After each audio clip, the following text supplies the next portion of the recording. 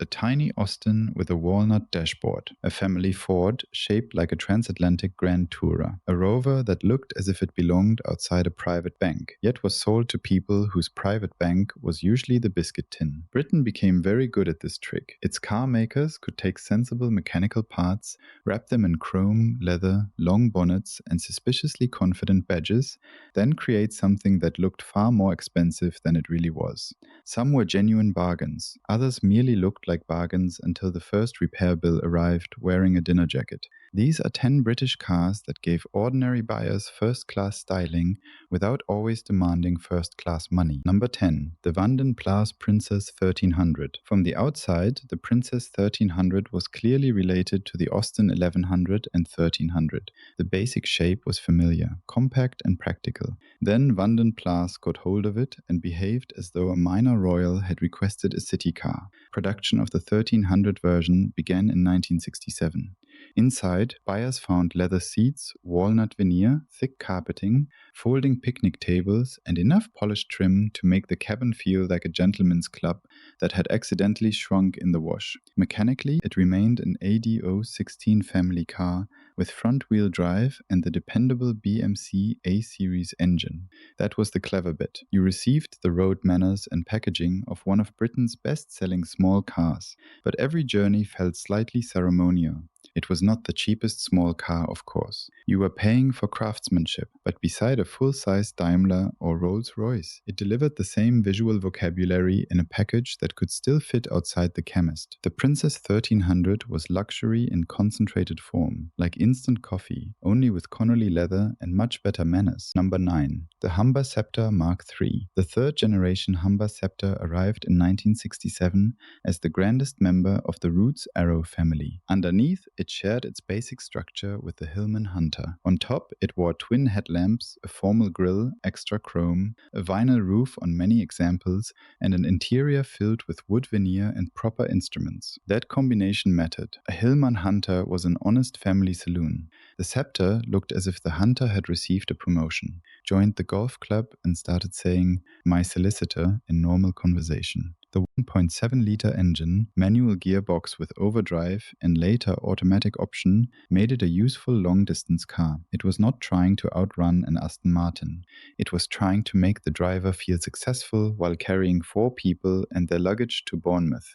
Its proportions were especially convincing. The long bonnet, slim pillars, and neat tail gave it the crisp appearance of a much more expensive European saloon. Yet the mechanical parts came from a high-volume Roots range, which kept the Sceptre within reach of upper-middle-class buyers. It was executive theatre built on family car scenery, and the scenery was doing a remarkably good job. Number 8. The Sunbeam Rapier Fastback. When the Fastback Rapier appeared in 1967, it looked like Roots had smuggled an American personal luxury coupe through British customs and taught it to drink tea. Roy X's design used the Hillman Hunter estate platform, but almost all of the visible bodywork was unique. The roof swept down toward a broad rear deck, the side windows were pillarless, and the front carried 4 headlamps. It had presence from every angle. The standard Rapier used the 1725cc Roots 4-cylinder engine with twin Stromberg carburetors. Manual cars came with overdrive, while an automatic was available for drivers who preferred their glamour with less gear lever activity.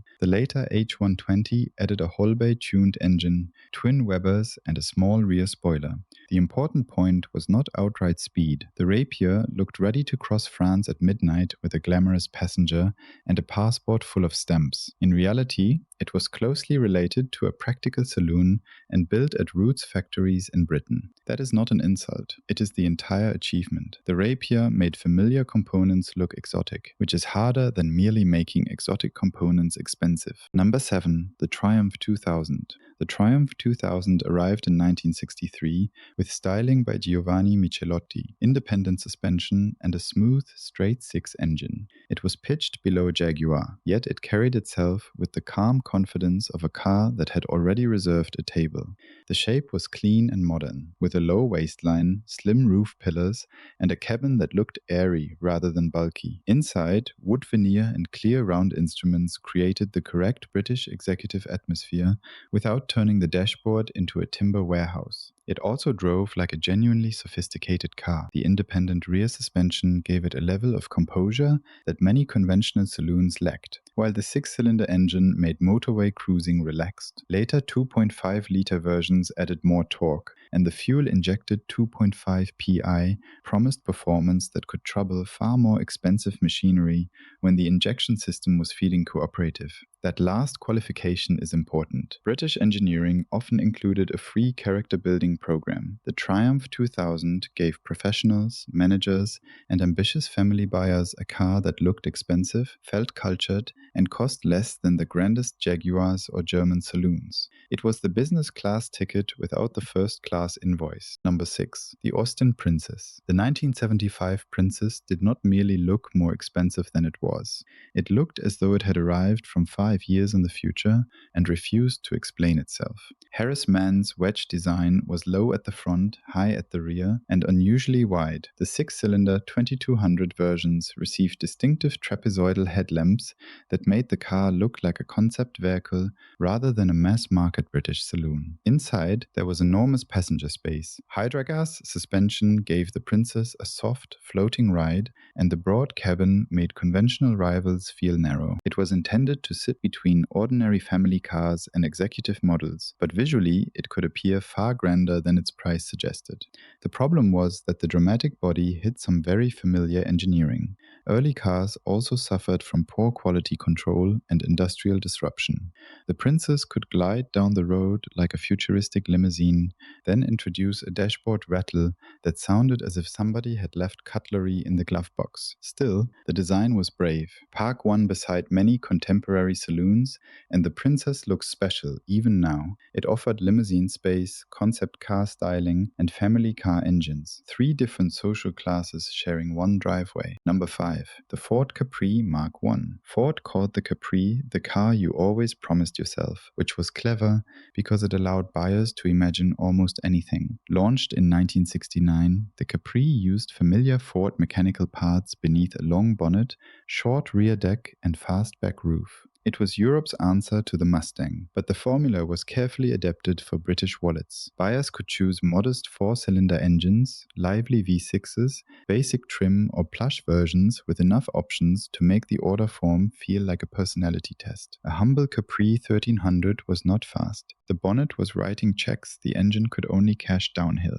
but it still looked dramatic outside a semi-detached house. The driver sat low, the rear haunches looked muscular, and the frameless doors made every trip to work feel faintly cinematic. Because Ford shared engines, gearboxes, and suspension parts across a huge range, the Capri could deliver coupe styling at a sensible price. It was mass production wearing sunglasses. The faster 3000 GT and later performance versions proved the shape could support real speed, but the brilliance of the basic Capri was democratic glamour. It made an ordinary salary look adventurous. If this kind of British motoring history is your thing, subscribe. There are plenty more cars where the styling budget escaped from the accounting department. By the early 1970s, Britain had learned that buyers did not always need a famous badge. Sometimes they just needed a shape that made the neighbors look twice.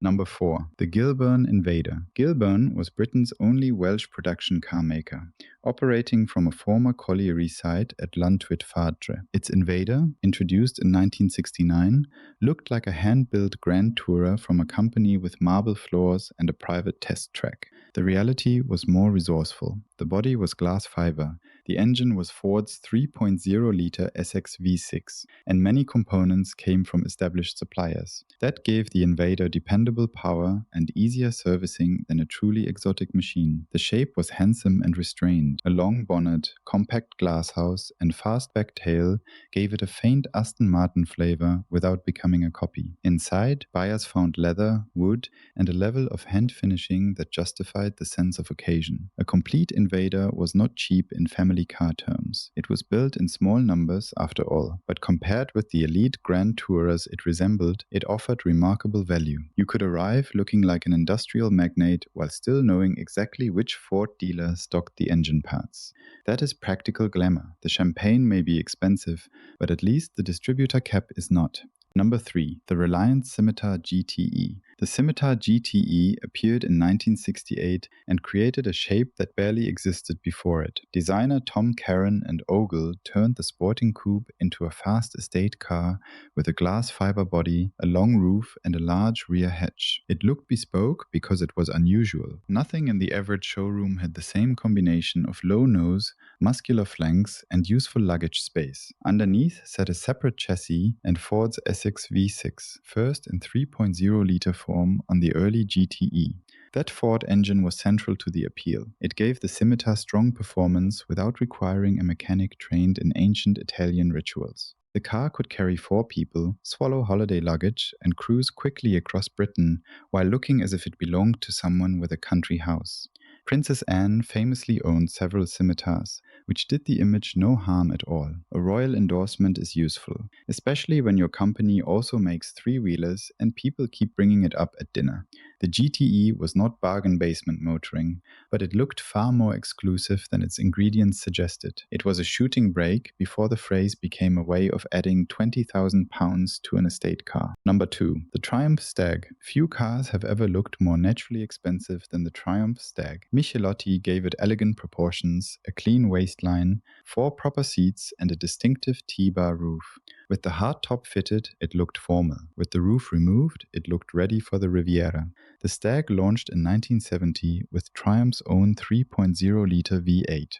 At just under £2,000 in basic soft-top form, it was not cheap, but it offered a glamorous 4-seat Grand Touring experience for considerably less than the Grand Mercedes SL models buyers naturally compared it with. The cabin helped. Wood veneer, deep instruments, and a wide center console created a genuine sense of occasion. The V8 made the correct burble. The steering wheel said Stag in case anyone had become distracted by all the walnut. Then came the cooling and reliability problems. Timing chains, overheating, and poor maintenance damaged the car's reputation, while British Leyland lacked the resources to develop it as thoroughly as the concept deserved. That is the honest part. The Stag looked like $1 million and occasionally produced repair invoices determined to prove it. Today, with known weaknesses properly fixed, it is easier to appreciate the original idea. The Stag offered exotic style, real usability, and a V8 soundtrack at a price aimed at successful professionals rather than oil sheiks. Number 1. The Rover P6 3500S. The Rover P6 looked expensive because it was designed around expensive ideas. Launched as the Rover 2000 in 1963, it used a base unit structure with unstressed outer body panels, advanced front suspension, and a Didion rear axle. It won the first European Car of the Year award in 1964. This was not merely chrome attached to an old saloon. Rover had built something genuinely modern. The styling was crisp and architectural. The roof appeared light, the bonnet sat low, and the spare wheel could even be mounted on the boot lid for additional "I have important maps in the glove box" energy. In 1968, Rover added the light alloy 3.5-liter V8. The later manual 3500S combined 153 brake horsepower with a top speed around 122 miles per hour and relaxed high-speed cruising. Inside, the driver faced individual instruments, quality materials, and one of the most distinctive cabins of the era. Yet the P6 remained smaller and less costly than traditional luxury saloons. It delivered much of their status, comfort, and engineering interest in a more compact package. A senior civil servant could own one without appearing to have misplaced public funds. The P6 did not pretend to be a Rolls-Royce. It looked expensive because every line suggested thought, restraint, and technical confidence. That is a much harder illusion to create than simply adding a larger grille. These 10 cars used wood, glass fiber, clever proportions, and mass-market mechanical parts to make British buyers feel richer than they were. Some delivered the illusion flawlessly. Some added a light mist of coolant for atmosphere, but each understood something important. A car does not need to be ruinously expensive to feel special. It needs a shape with confidence, an interior with character, and just enough mechanical drama to make the owner forgive it. And after seeing what Britain could do with ordinary parts and an ambitious stylist, even the biscuit tin begins to look like a sensible finance department.